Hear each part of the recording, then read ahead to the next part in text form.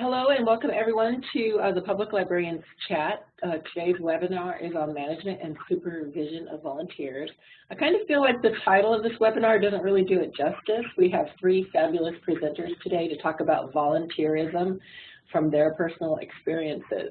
So we're going to start the webinar with Carla Lynn. I'm hoping I'm pronouncing her name properly. She's the author of From Library Volunteer to Library Advocate, Tapping into the Power of Community Engagement, which was published in May of 2018. And a search on WorldCat saw that it's held by quite a few university libraries, and I did put in the order for the book for us here at the Alaska State Library. So Carla will be talking about the Institute of Museum and Library Services grant Get Involved, powered by your library, a four-state project that involves Arizona, California, Idaho, and Texas, that is focused on providing public libraries with volunteer resources. And she'll go into a lot of detail about that grant and the benefits of it. Next, we'll have Katie Abbott, and Katie is the Executive Director of Serve Alaska. And Katie's going to share information about the role Serve Alaska plays in supporting volunteerism in Alaska, some upcoming training opportunities for volunteer coordinators that may be happening here in the state, and how libraries and other organizations in Alaska can use AmeriCorps and VISTA volunteers to build capacity and expand the reach of services to underserved communities. And then our very own Alaska Library, I guess, Alaska State Archives staff member, Jennifer Treadway, who also happens to be a United Way of Southeast Alaska board member and a previous AmeriCorps volunteer. She's going to share her experience of what it's like to work in an organization as a long-term volunteer, and what organizations such as libraries can do to provide volunteers with meaningful work and make them feel supported and valued. So with all that, I'm going to hand off the controls to Carla and make her the presenter so she can access her slides. And I'm going to go ahead and mute us. Great. Thanks so much, Julie. I'm going to give you guys a little overview of this Get Involved Powered by Your Library. Started as a statewide initiative at the California State Library, where I was working at the time. I've since retired from there a couple of years ago. This is what you're looking at is the last annual report I did before I left, just to give you some of the outputs of the project, but then I'm going to move on from that. We had two goals in working with this project. One was to increase the number of library volunteers statewide, and you'll see that we did that successfully by using the statewide library survey. We found that in the first 5 years, library volunteers increased statewide by 52%. We were pretty proud and impressed with that. The other numbers relate to the number of how engaged the libraries in California got with VolunteerMatch and what kind of results they got. And the rest of them are related to the outcomes, which I wanted to share a little bit with you. So I said one of our goals was to increase the number of volunteers, but we were also interested in how we could reach out and include library volunteers in a way that they felt comfortable with us, they understood the library, they cared about the library, and naturally became supporters and ambassadors to the community, even advocates for the library. And so these are some of the outcomes we've been able to measure as a result of the partnership we have with VolunteerMatch. I'll tell you a little bit about that later, but I'm able to survey every quarter people who volunteer through VolunteerMatch for a library volunteer opportunity. And these are just a few of the things we have found from them.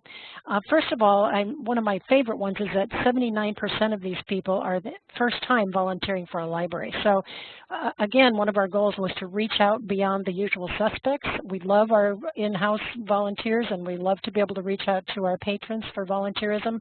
But the very cool thing has been we're bringing new people to the library who didn't know how much we've changed since the last time they were in one. But then we asked them, in addition to the volunteer service you've done, have you done anything else on behalf of the library as a result of your engagement? And you'll see that about 2/3 of them go out and tell people in the community about what the services they've learned about at the library. About a third of them actually go out and recruit library volunteers. And then in addition, even though this is not part of the study, we did not ask people to speak to local decision makers or give money. We find that about 7 to 8% of them do both of those things, and about 5% have even gone as far as asking friends to give money, which is pretty cool. So we think we're getting great advocates. And then just to see what it is they're telling the community as ambassadors once they learn about the library, I asked them a question about, what did you learn about the library? And what you see on the screen are actual comments they wrote in. I don't ask them to check these off. These are actual comments they wrote in. And I don't have to read them all to you for you to see, I think, that these are the kinds of things that our own public relations departments would want to be trying to get out into the community on behalf of the library to help people understand what it is we do, what kinds of services we have, and what's available to us. So we feel like this has been a really powerful tool that these volunteers who have engaged with us have learned a lot about the library, and they are more than willing to go out and talk to people in the community about what they learned. Before I retired, I was able to work with a couple of other states and sort of give them a sense of what we were doing here, because we had created a number of resources we didn't want to see go to waste after our own California grant subsided. And they got pretty enthusiastic about it, enough that the 4 states applied for an IMLS grant, which we are currently in the 2nd year of, and we're demonstrating different levels of state library support to the program to see what kind of results we can get. So Arizona's been doing the maximum amount, meaning they're spending more time with training, et cetera. Texas follows them with some training, but not as much, and Idaho follows them with some good stuff, but not as much as before. And our reason for this is that we're interested in getting other state libraries on board and making this available to their libraries, and so we're trying to test it so we can talk to state libraries about their own involvement. Now, even though your state isn't currently an active part of this, of course, we can talk to them about it, but in the meantime, there are still things that are available to the public libraries in the state, and I will share that with you before I finish. But I want to show you sort of what are sort of the strategies we've been using, what we've been looking at, the philosophy we've been using. And it starts with all the research that's being done on the shift from traditional volunteer management practices. And I'm sure some of you have seen a lot of this research. It started when the baby boomers were getting ready to retire. These are the kinds of things that the research found about them, and I'm happy to tell you, or at least important for me to tell you, that these things not only relate to baby boomers, but to the generations that follow them as well, and sometimes even more so. So one thing we know is that today's volunteer is interested in engaging their skills and expertise. They're not just necessarily interested in the same kinds of traditional volunteer opportunities we've offered in libraries all these years. Now, that doesn't mean you won't be able to find people who will do those traditional things. It just means that to engage people beyond that, you'll need to come up with some additional ways that would give volunteers the opportunity to apply what they know.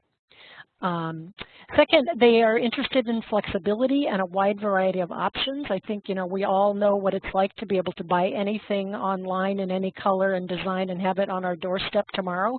That whole perception is also invading the world of volunteer engagement, where people are very interested in lots of choices that make sense for them as well as for the organization. This new volunteer also wants to understand, they want to know the expectations, they want to know how much time is expected, what jobs they're going to be able to do, and they want training to be sure that they can be successful. If it makes sense for them to have training, at the very minimum, they need to understand the library, even if you're using their skill. If you've got a public relations volunteer, you don't need to teach them about public relations, but you need to teach them about the library so that they can apply their skill to that.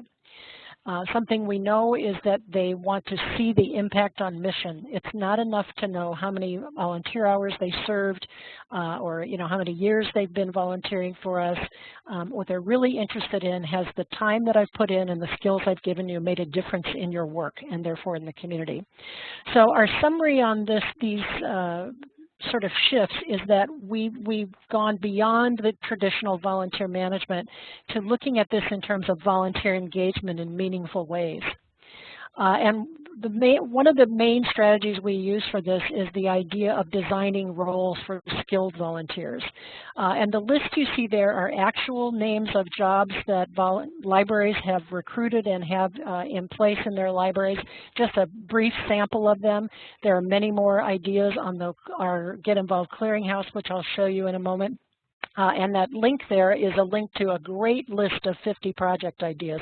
If you haven't got any ideas about what you might use skilled volunteers for because you haven't done that ever before, you know, that's a great list. But just think about, couldn't you use a graphic designer once in a while, or an event planner, or a computer coach, or a public relations person? There's lots of options, and libraries have been very successful through Get Involved in finding people just like that.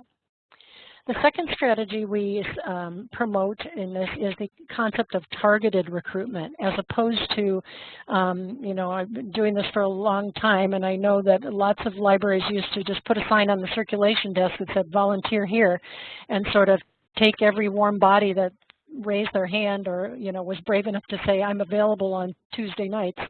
And what we're doing instead is, with these skilled volunteer job descriptions, we suggest that we're going to go actually out and look for the person who has the qualifications for that job. If you need a high-level public relations specialist, waiting for them to walk in and respond to that sign on the circ desk is really not going to happen, or it may take years. But by using some of the techniques we have developed and are using, we can actually reach out and find people like that and interest them, or hopefully interest them in considering volunteering for us.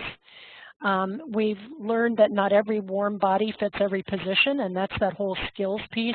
Not everybody who walks through the door wants to shelve books. Not everybody who walks through the door has the skills to shelve books. And not everybody who walks through the door has public relations experience or could be a computer coach. So we're really invested in helping people find a group of people who have the qualifications needed, and then meeting and talking with them about their qualifications and putting them in the right job. By assessing their skills and interests, we can make a good fit, not just for them, but for us. And when we do that, a lot of all those concerns we've had in the past about people not showing up or not doing a good job, or staff feeling like volunteers aren't doing a good job, a lot of that goes away because we've spent the time up front putting the right person into the right job and making a good fit. We also really recommend that we not use only one form of recruitment, and that we not be limited to who we know ourselves. And that's why we have an emphasis on working with others within the library organization, as well as looking at external forms of recruitment, one of them being online recruitment like VolunteerMatch. And I always have to tell everybody that, you know, one of my maxims on volunteer engagement is that it's better to have a vacancy than the wrong volunteer, because when you have the wrong volunteer, then you have a personnel problem, and we all know that none of us craves any personnel problems. So that's an important reason for doing that assessment up front and making a good fit. Our third strategy is engaging volunteers online through online recruitment sites, as well as virtual volunteering. If you're not familiar with that concept, it's the idea where a volunteer can do work for you without ever coming to your office. This is particularly interesting for libraries in small communities or rural areas, but it works everywhere. I had a virtual volunteer who was across town in Sacramento, but because of parking and traffic, it made much more sense for her to do her work with me online through a meeting like this, or email, etc. So recruitment sites and virtual volunteering is something we're promoting.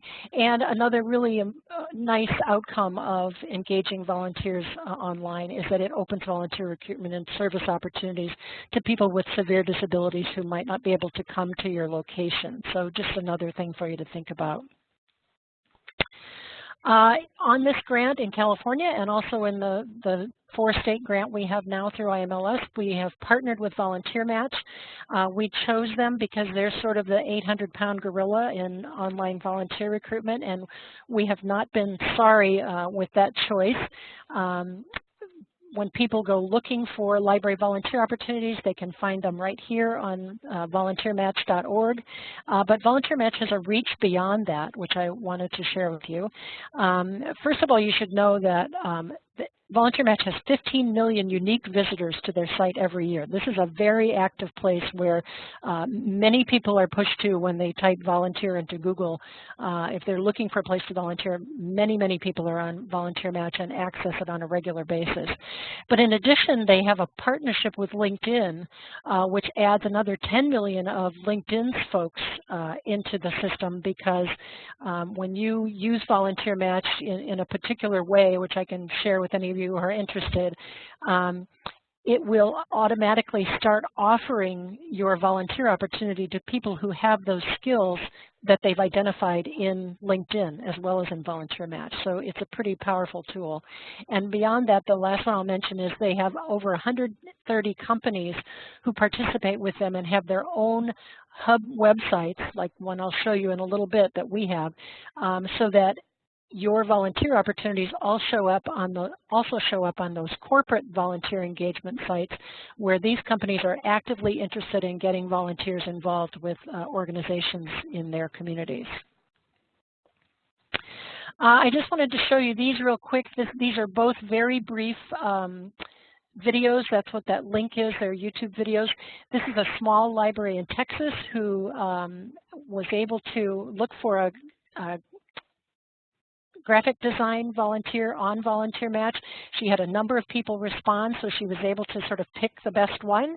And it turns out that the woman who was her graphic designer was a virtual volunteer. She's actually in Pennsylvania, and the Texas library was the one she was working with, and so they never met, they just worked online. So that's a good example of a virtual volunteer. And one more I'll give, again, I can't show you the video now for time, but this is a really tiny library in Texas who posted on VolunteerMatch, and some local guys, a local business team, saw it on LinkedIn as a result of the relationship that VolunteerMatch and LinkedIn have, and they actually called her, came into the library. They're working with her on a regular basis, coming in twice a week, and she's just been granted a makerspace that they can't wait to get their hands on, in addition to the other things that they're doing. So I mentioned that through this partnership with VolunteerMatch, people will see their volunteer opportunities on VolunteerMatch. Some of you may be on VolunteerMatch. Any organization can use it for free. We have the paid accounts, upgraded premium accounts, which generally cost, I think it's about $10, $9 a month, I think, for those of you who are interested in it. But through our grant, we've actually been funding those upgraded accounts for libraries in our states. So in addition to having the upgraded accounts and the free volunteer access to VolunteerMatch, VolunteerMatch has created a widget and a libraries hub for us, which I just want to show you briefly so you get a sense of how this works statewide. So this is a small library in Arizona, and you see that we have our logo, one for each state. So this is Arizona's map. And we've put on library websites all around these 4 states this widget so that when people type their zip code into it, it takes them to a special library hub that VolunteerMatch has created for us that actually forces people to see library volunteer opportunities before they see anything else. So if they click on this one, they see only library volunteer opportunities that are in our special bucket of VolunteerMatch accounts that are working, the states that are working with us, followed by, then if they don't see something they like, then they can click and see adult and family literacy volunteer opportunities. But we also added in an opportunity to see other community opportunities, because one of the features of this is that the library can provide this value-added service of being sort of the volunteer connector in the community by having that widget on their website. And all we're trying to say is, look, we'd really like you to get involved with the library, but if you can't find something there, here are other volunteer opportunities in our community that you could participate in. We just want to see that you get involved. So these are the things that I wanted to share with you, are available to you, whether Alaska is participating or not. The Get Involved Clearinghouse is a searchable database of resources that have been developed for this project, including tons of volunteer job descriptions that libraries are using, volunteer management materials like handbooks and application forms and confidentiality statements, all kinds of stuff like that, training forms, etc. If some of you are interested in learning more how VolunteerMatch works, this is a link to just a 40-minute little demo I did. We also have free webinars all the time. There's one coming up next week. This is actually Web Junction doing this one. It's actually me speaking on it, but in case you're interested, that will also be archived. And then we're doing one in October with VolunteerMatch that we will post on the clearinghouse when the link is ready. So, and those are just our state contacts. If anybody wants to get in touch with me, or if you know the guys in the other states, please feel free to reach out to us. And I will end with just a picture of our Get Involved clearinghouse. This is a place you can go to get all kinds of resources. We add new things to it every month and post a new topic every month, a playlist of things that are available inside the clearinghouse. This one happened to be on gaining staff buy-in, and we also list the events that are upcoming there. So that's just a brief summary of sort of what we're up to. And I don't know if there were any questions in the chat. I think we're going to have time for questions at the end, so I'm going to pass the presentership over to Katie.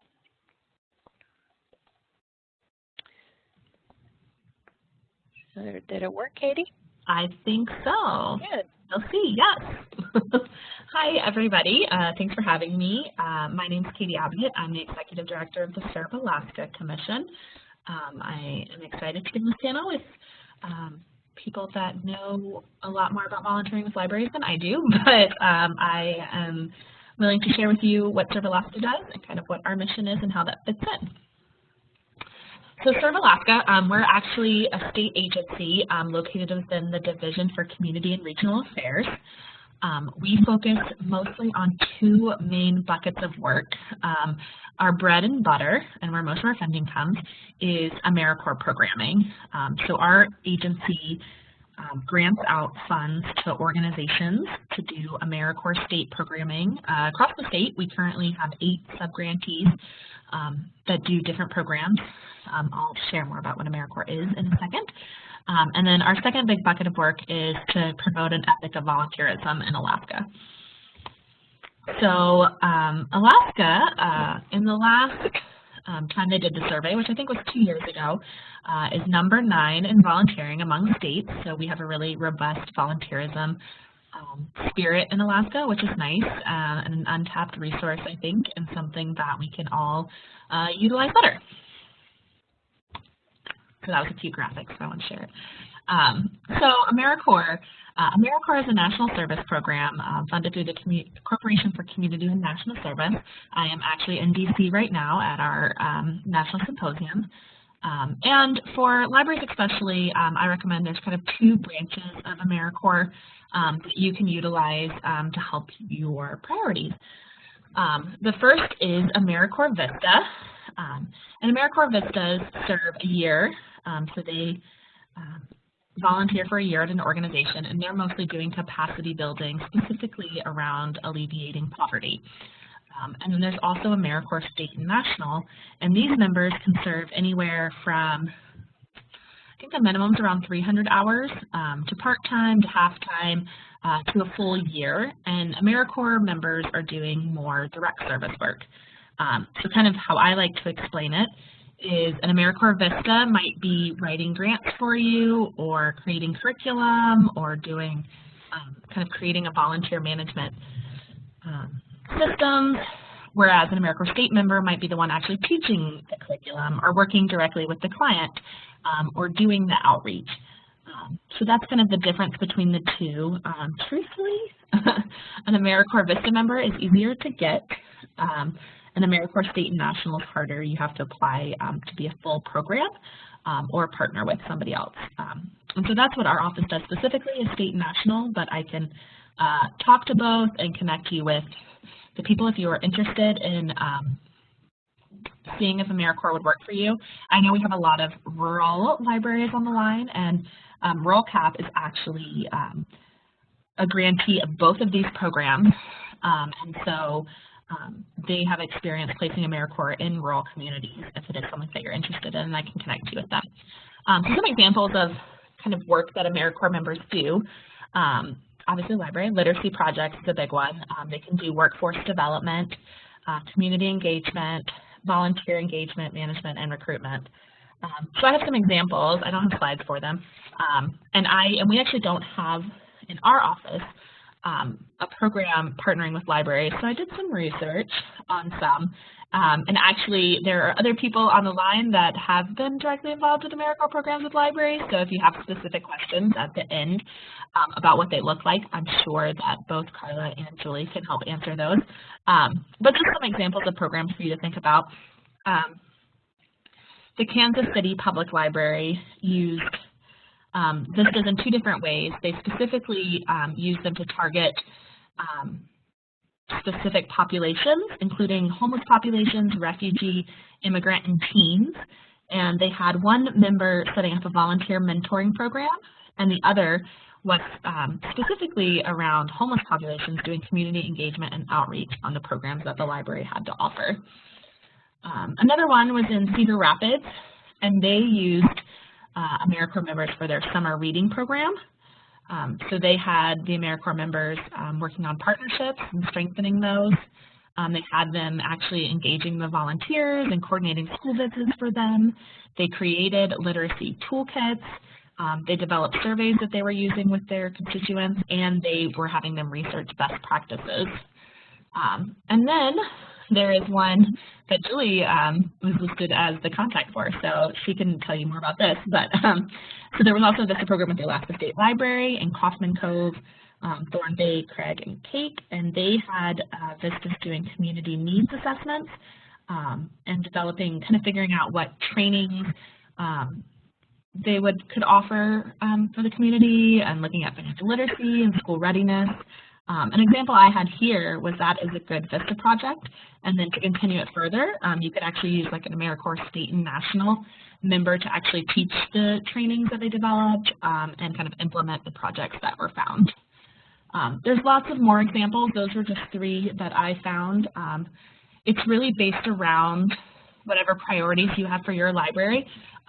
Projects can be developed around AmeriCorps members.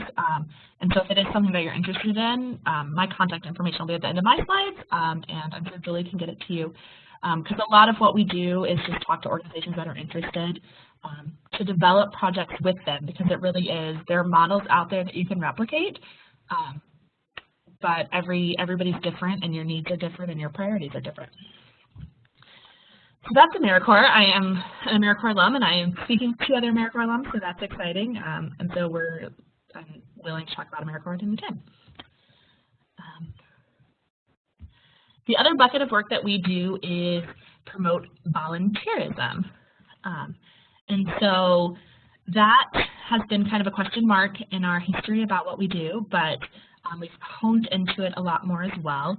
There used to be a Volunteer Managers Association in Alaska. There no longer is. And so we've kind of started to step up to be a convener for volunteer managers. We've hosted several summits using a community cafe model. And here listed are some of the main issues that have come up that volunteer managers have, including ways that we can work together better for shared background checks. I mean, that can get expensive and time-consuming. Recruitment is a big issue, developing volunteer leaders, doing cross-training, and then a professional organization. So one of the things that we have decided to take on, and unfortunately I don't have dates for anything yet, but hopefully soon, because this is kind of brand new for us, is to begin offering professional development training for volunteer managers across the state. We really want to take the expertise that the lower 48 has to offer and the lessons that they've learned and apply them to Alaska and raise the professionalism of volunteer managers in Alaska. And so I welcome all feedback on things that you guys would like more training on. It was awesome having Carla. It's a great example of the knowledge that we can bring into Alaska, and we want to offer this to nonprofits and public agencies for free or very low cost to make it accessible to everybody. So that's the piece that we are taking on right now. We're really excited about. I am not a trainer in volunteerism, but I know a lot of people that are and have a great network, and so we want to bring those people up to offer training. So as I said, please give us feedback on what you would like training on. I have VolunteerMatch on here. There are a couple of websites that I just wanted to share that are locally based in Alaska for recruiting volunteers. One is Be the Change 907, which is run by United Way, and the other is Just Serve, which is actually a nationwide one as well, that's run by the Church of Latter-day Saints, but they do have volunteers in Alaska that specifically work on it. Then I have VolunteerMatch as well, which you have already heard about. And then finally, until we offer more classes in Alaska, which should be coming very, very soon, I wanted to share some more resources with you that you could review in the meantime. All of these websites have webinars that are either free or low cost, as well as resources available to you to peruse. So there's Points of Light. The National Council of Nonprofits has a volunteerism resource page. There's the Association of Leaders in Volunteer Engagement, the Corporation for Community and National Service, and VolunteerMatch. As well as it sounds like Carla is just like a great person to know if you're trying to do volunteerism in libraries. And so here's my contact information. As I said, we are new in getting into this professional development for volunteer managers world. We would love feedback on what issues affect all of you and help inform us as we move forward in setting up classes. So that's my phone number and my email. It's very weird presenting in my hotel room and not hearing anything. But yeah, so if you have any other questions for me, feel free to ask them at the end. So I will pass it on to Jennifer.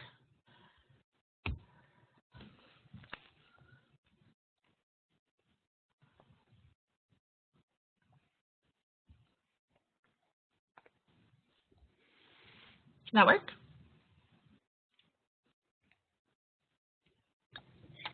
Yes. Except we can't find the slides. Where's the slides then? Change the view maybe.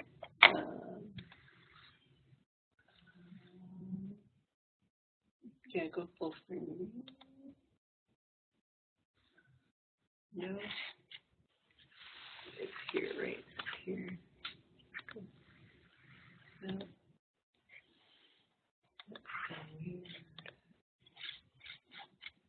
Uh-oh.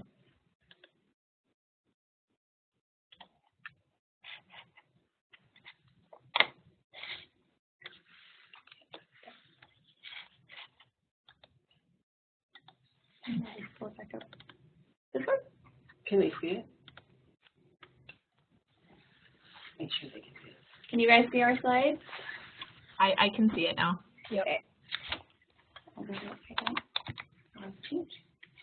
We're missing, Yeah, I something. apologize, we're missing some keyboard or widget or something here that's.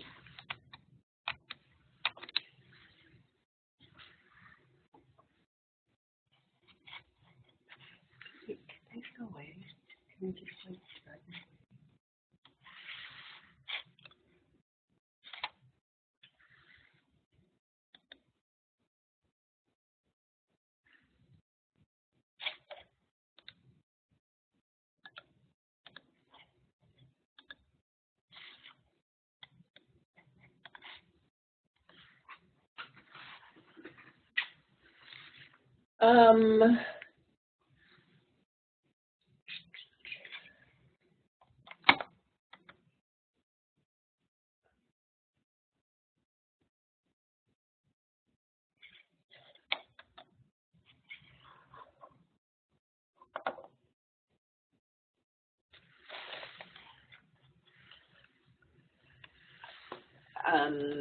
It's very strange. We're not quite sure what. Yeah, I guess I could talk without my slide. So my name is Jennifer Treadway. I am the State Records Manager for the state of Alaska. Previously, I was a state and national AmeriCorps volunteer for United Way. I also then got hired on by United Way and became a manager of the volunteers that would come through, AmeriCorps volunteers that were coming through United Way. And I am currently a board member for United Way. I thought I'd take a couple minutes to talk to you guys about what meaningful work is. Before we talk about what meaningful work is for volunteers, just go over that definition of what meaningful work is. If you Google it, there are tons of websites and search engines will give you several results on the definition of meaningful work, and those will look different based on whether you're millennial and what is meaningful work, what does a baby boomer define meaningful work to be. But I kind of collated all of those responses and came up with these 3 things that people are really looking for when they're looking for meaningful work. And those 3 things include autonomy. So people are looking for the ability to perform tasks with minimal supervision. They want the flexibility to set their own hours or their goals, and they want the ability to define their roles. I know one of the things that I really enjoyed about my AmeriCorps experience is the first day I sat down with my supervisor, and he said, what are your strengths? What are your weaknesses? What do you want to learn? What can you bring to the organization? And I thought that was a really great conversation to have, because I mentioned that I really wanted to learn more about how to market a nonprofit, and really got the chance to kind of hone those skills and write press releases and do blog posts and use those and bring that skill set to the organization that they weren't currently using. And then also, I found it really helpful as I became an AmeriCorps manager to sit down with all of our AmeriCorps when they started and just say, what are your strengths? Like, what can you bring to the organization? And we lucked out one year and we had this really great AmeriCorps volunteer who was a phenomenal photographer, and so she shot videos for us, commercials, and really gave us some great content for our web presence. Individuals who are looking for meaningful work are also looking for complexity, and this may mean mastering a new skill. You may have a volunteer who wants to learn a completely new skill, and they've been an accountant for 20 years, but they want to learn something completely different. But it also may be a skill they know and they just want to feel challenged but in control of that work. And then you also have individuals looking for a direct connection between that effort and reward. And if you do a little more Googling, you'll find what is a meaningful volunteer experience. And a meaningful volunteer experience, individuals are often reflecting on the degree to which he or she finds the work to have significance and purpose, the contribution work makes to finding broader meanings of life, and the desire and means for one's work to make a positive contribution to the greater good. So with that, I wanted to just talk about how ways you can provide meaningful work. Creating meaningful and impactful volunteer experiences starts with strategy and preparation. Put thought into constructing a list of volunteer opportunities that help fulfill your mission and offer flexibility and diversity in skill set, time needed, and activities. The more you, like Carla was saying, the more you can align your work with your mission, the more your volunteers will feel their effects are meaningful or their efforts are meaningful and impactful. Once you have that list of opportunities and are recruiting volunteers, I think it's really important to spend time to get to know and prepare volunteers for the experience. I think we've all been in the situation where we've needed to get into a building. So I'm going to pause for just a second so I can tell Katie that, yes, perfect. Okay. Yeah, we're not sure what she did, but thank you. So yeah, if you keep going, Katie. 2 more, yeah, that right there. So once you have your list of opportunities and are recruiting volunteers, It's really great to spend time getting to know them and preparing for the experience. I think we've all been in a situation where we've had to walk into an unfamiliar building and aren't sure where to go, whether we're supposed to go to the front desk, we're supposed to meet somebody at their desk. And so it's always kind of a nice idea to go over through details of like connecting ahead of time on what your address is, where to check in, what a volunteer should be wearing or bringing with them, and what they can expect from the experience. I also think it's really important to have somebody on your team greeting your volunteers when they arrive, thanking them when they leave, and managing the whole experience in between. I think it's really important to just kind of be a face and be an approachable person. I've been in some experiences where I was volunteering, I was greeted when I got there, but nobody came back to check on me, and I was never sure, well, I finished my activities, but wasn't sure if I should just leave, if I should go check in and say, hey, I'm finished, I'm going to leave now. So it's really important to have somebody engaged with volunteers while they're on site. And then once the volunteer experience is over, I think it's really important to follow up with feedback or a survey so that you continuously improve your experience. Ask your volunteers to grade you on a scale of 1 to 5 on various parts of the experience, with the last question being something like, how likely are you to come back and volunteer again? If you've done a good job in preparing and aligning the volunteer work to your mission and engaging the volunteer on site, hopefully they'll give you a 10, and we'll be back soon to help fulfill your mission. Let's go to the next slide.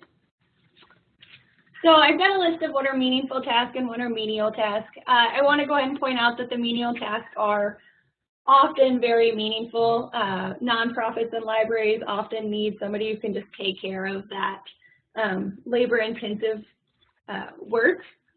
But if you've got a skilled, as Carla was saying, if you've got a skilled volunteer, and I think it's really important to tap into your volunteer's passion, and don't be afraid to look outside the box. Like Carla, I've got a couple examples of what fun tasks for a volunteer could be. You could ask, if you have a volunteer that's really artistic, you could get them to work on your windows. Have them maybe hold a workshop with kids or teens, or and decorate your windows based on a book or for a holiday or just like an important community event. You can also have program facilitators and determine what kind of programs your volunteers may be able to help run. Have your volunteers help with a language learning opportunity or with a club. Maybe you have a volunteer who's really into gardening or anime or 3D printing, or like those engineers who set up the makerspace. Just having, tapping into those skill sets of your volunteers and seeing what they could help provide for programming. Marketers, you could have great marketers. The more you market your programs, the more your community knows about them. So it's really easy for a volunteer to post your events online or in your newspaper. They can deliver flyers around town. They can also write up press releases and news articles about your programming, or create ads for your website and social media. You can also use photographers, train a couple of photographers to come in and take photos of your big events, or if you have a final product from a workshop, having something like that. And then having selections assistants. If you have a really skilled volunteer, maybe use volunteers to help you fine-tune your collection, print out reports of missing books so that they can double check if they're on the shelf or not. You can have them look through series and make a list of books that are missing that you might want to order, especially if it's like a gardening series or an anime, and figure out what they may know about that you don't have. And if you put stickers on your books, maybe have them hunt around and put new ones that are falling off, or just if you missed a book, put those on there. And again, I just want to say menial tasks, or my list of menial tasks, are definitely meaningful. Just if you've got somebody who's coming in on a regular basis, make sure you're trying to empower them to do something more than just like stuffing envelopes or moving or cleaning, that kind of thing. And then I just wanted to take a couple minutes to talk about how you can support and thank your volunteers, which is on the next slide. I always think it's a really good idea to have your volunteers complete a media release form. That way you can take pictures of them and get interviews and video footage of the volunteer in action and tag them and thank them appropriately during your social media or a blog post or maybe a newsletter or an e-newsletter. Just making sure that you're kind of putting out their story and other individuals know that they're volunteering. Like I mentioned earlier, I always think it's really great to verbally thank your volunteers at the end of an event. Just getting that one thank you is really helpful. I also, as a millennial, I know I shouldn't love handwritten notes, but I love handwritten notes. If a volunteer is helping with a big event, maybe send them a handwritten note at the end of it that just lets them know how many people they served and how much he or she helped the organization. And also send volunteers personalized notes on birthdays or special dates. I also think the invitation to events. A lot of people donate their time to libraries, museums, historical societies for a reason. The work, of course, is very rewarding, but they're also looking for the perks. So invite them to your lectures or to look at a new exhibit or invitations to functions you might be having. Just that, like, hey, we thought of you, please come to this event, is a really nice touch. And also just remember that these guys are volunteers. So be accommodating to your volunteers and their personal needs, and demonstrate flexibility to volunteers by making schedules a streamlined process. And I know I mentioned it earlier, but I think exit interviews are really great. I think it's important to use exit interviews to understand why volunteers may be leaving, and it also just shows that you really care about the individual and wanting to improve that process for everyone. And finally, I just have kind of a list of when you should thank volunteers. I just put some dates in the future, so Random Acts of Kindness Day, AmeriCorps Week if you're working with an AmeriCorps, National Volunteer Week, and again, holidays, birthdays, every day. I know with like Halloween coming up, just like putting a Halloween pencil or a piece of candy and maybe like the cubby where a volunteer would like receive information about what's going on in the library, just leaving that in their cubby as like a, hey, we're thinking of you. Small tokens of appreciation go a long way, I think. And then this last slide just has my contact information, and you're more than welcome to contact me with any questions about my volunteer experience or anything else. All right, thanks, Jennifer. So, Carla, if you would please go ahead and change our role again, because we want to be sure that we can save this recording of this event. And I think we're going to need you to double-click on there and make us the presenter again. I'm sorry, I made you the presenter, Julie. Is that what you wanted? Yeah, yeah. Okay, great. All right, great. So I want to thank all of our presenters that shared all of their wonderful information and experiences. And now this is an opportunity for folks to ask anyone of our presenters a question. And if you want to just go ahead, you can either chat your question, or if you have a microphone, if you just want to ask it out loud. A lot of wealth of knowledge in this room or in this webinar right now.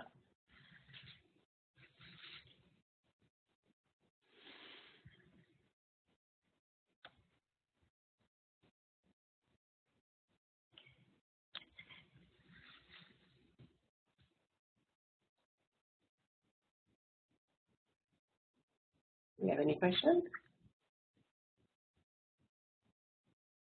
I can't tell if no one's reading. Oh, there's a question. I do not have a question, but I want to thank everyone for all the awesome ideas. Okay, well, thank you very much. Okay. It might be helpful to know, for those of you that are participating in the webinar, how many volunteers do you have in your library? What kind of things do you have your volunteers doing? Maybe you want to share some of your own experience with managing and supervising volunteers.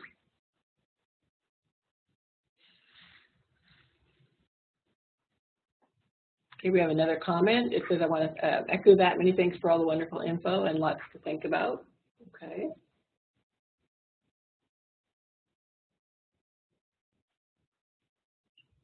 All right, well, this is a shy group, so I'm not gonna. Okay, here we go. We have a comment. Our friends in the library handles most of our volunteers. Okay. Here's another comment. We have 7 volunteers in Cold Bay, and our volunteers do a variety of things from checking in and out materials and shelving items. I had the fortunate opportunity to visit Cold Bay, and they are some dedicated volunteers. Hi from Kodiak. I especially appreciated the strategies for encouraging volunteers. Okay, well, wonderful. Well, thank you. That's helpful. Okay. And we have another comment, and the recruitment has been an issue. These ideas are very helpful.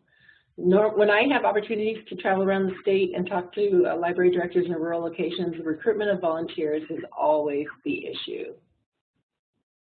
So here's another comment. In Kodiak, we have about 6 dedicated volunteers, and it is good to find them projects to engage in rather than just shelving. Mm-hmm.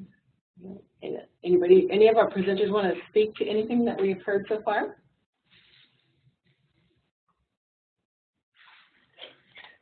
Well, this is Carla. I would say that I often hear, too, that people are interested in recruitment, that's always an issue. And I always try to stress that targeted recruitment concept and using a mix of ways to reach out to volunteers, including the online opportunities as a way to expand your reach into people that you may not know otherwise.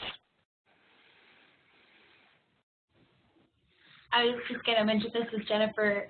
When I was doing the research for library-specific tasks that are meaningful for skilled volunteers, I came across a blog called 5 Minute Librarian, and she had I don't actually know the gender of this person. That individual had a wonderful list of ideas similar to like Carla, that just had a list of skilled volunteer types that you could do.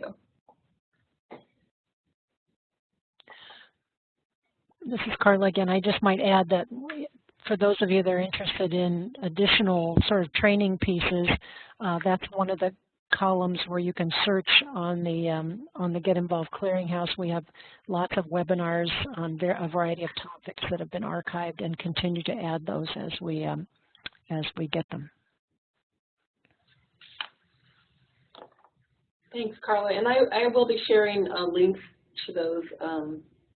We'll create a little handout to go on the archived webinar webpage in addition to the recording, so that we'll have the recording and copies of if everyone gives me permission to, I'll have copies of your PowerPoints as well, and then we'll have the list of the handout with all of the resources that were mentioned today. Okay, well, Katie, do you have anything to add before we go? Yeah, I mean, I think with recruitment, as they mentioned, the position descriptions and the targeted outreach, especially in smaller communities, might help more. I mean, I know some of the communities aren't that large, and hard to get to, so I don't know if the internet will always work, but I think if you have the specific position description, that might have people be like, oh, I am actually interested in that, versus the idea of just general volunteerism.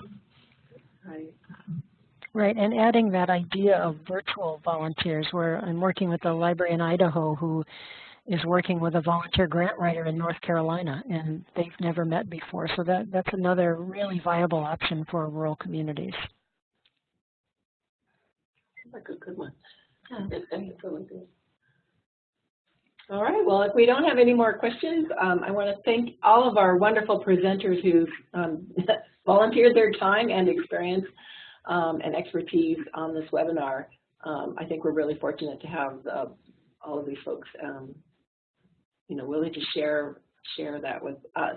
So thank you, and thank all of our participants that joined us today. And again, this is being recorded and will be posted to our library.alaska.gov website. So thanks, everybody. Thank you for coming. Thank you. Thank you for having me.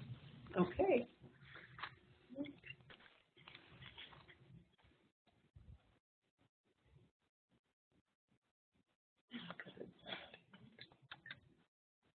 Now,